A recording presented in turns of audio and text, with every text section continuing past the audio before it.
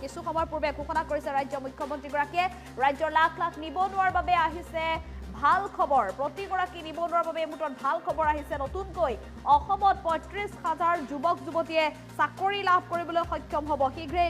বিজ্ঞাপন প্ৰকাশ কৰাৰ কথা ৰাজ্যৰ মুখ্যমন্ত্ৰীগৰাকীয়ে ইতিমধ্যে উল্লেখ কৰিছে আৰক্ষীৰ চাকৰিৰ বাবেও আপুনি আবেদন কৰিব আপোনাৰ যদি আৰক্ষীৰ চাকৰি কৰিব মন আছে তেনেহলে আপুনি তাৰ বাবেও আবেদন কৰিব পাৰিব নতুনকৈ তৃতীয় বৰ্গৰ চাকৰিৰ বাবেও আবেদন কৰিব পাৰিব শীঘ্ৰে প্ৰকাশ পাব চাকৰিৰ বিজ্ঞাপন ৰাজ্যৰ মুখ্যমন্ত্ৰীগৰাকীয়ে পুনৰ এতিয়া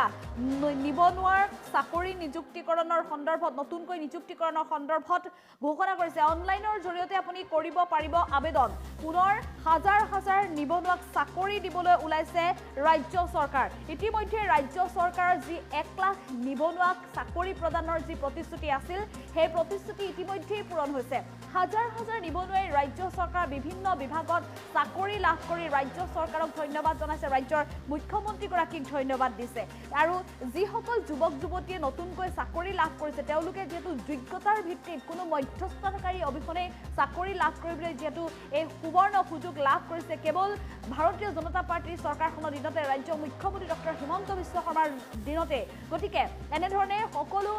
যুৱক যুৱতীয়ে নতুনকৈ নিযুক্তিপ্ৰাপ্ত সকলো যুৱক যুৱতীয়ে ৰাজ্য চৰকাৰখনক ধন্যবাদ জ্ঞাপন কৰাৰ পাছতে পুনৰ এতিয়া নতুন নিযুক্তিৰ দিশে আগবাঢ়িছে ৰাজ্য চৰকাৰ শীঘ্ৰেই বিজ্ঞাপন প্ৰকাশ কৰাৰ কথা উল্লেখ কৰিছে ৰাজ্য চৰকাৰে আমি জুন জুলাই মাহত পুলিচৰো দৌৰ আৰম্ভ কৰিম আৰু থাৰ্ড গ্ৰেড ফৰ্থ গ্ৰেডো নতুনকৈ পৰীক্ষা পাতিম ৩৫,০০০ ল'ৰা ছোৱালীয়ে